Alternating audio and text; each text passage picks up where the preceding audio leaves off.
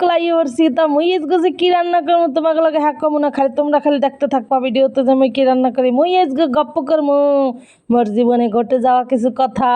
মুই যেদিন সংসারে আইছি সেদিন কিন্তু মুই রুটির গোল করতে পারতাম না, এখন কিন্তু রুটি গোল করা শিখে গেছি, কিন্তু মুখের যে হাসিটা ওইটা ভুলে গেছি। এইয়ের বারে মনে করো রান্না বান্না করা শিখে গেছি, কিন্তু নিজের চুল বাঁধতেই মনে করো ভুলে গেছি। যাই হোক, এরপরে আরো কিছু আছে, সবার খেয়াল রাখতে শুরু করছি, কিন্তু নিজের খেয়াল রাখতেই কলে ভুলে গেছি। 24 ঘন্টা সার্ভিস দেওয়া এটাও শিখে গেছি। কিন্তু নিজেকে আয়নার সামনে দাঁড় করাতে কলে ভুলে গেছি। এর পরে মনে হয় নিজে অনেক কষ্ট দিছি, কিন্তু সবার কাছ থেকে বিনিময়ে কিন্তু অবহেলা পাইছি।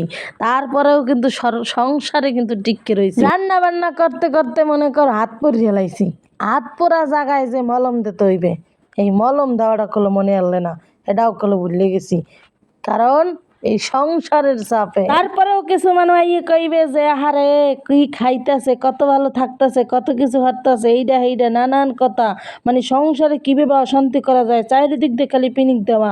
তো বলি কি মামনি রিয়া, তোমরা এইসব পিনিক পুনিক না দিয়া নিজেদের চরকায় তেল দাও, কারণ তোমাকে নিচতলায় জং পড়ে গেছে, বোঝো নাই? প্রত্যেকটা মেয়েই তার সংসার বাঁচানোর লাগিয়ে কলো অনেক কষ্ট করো, অনেক ত্যাগ স্বীকার করে। আর লাগো জীবনের গপ্প করতে করতে করতে দিয়ে মোর রাগ ঠিক আছে। যাই হোক, ভিডিওটা কেমন হয়েছে তোমরা কমেন্টে বললে যাবা, মানে আমার রান্নাবান্নাটা কেমন হয়েছে বললে যাবা।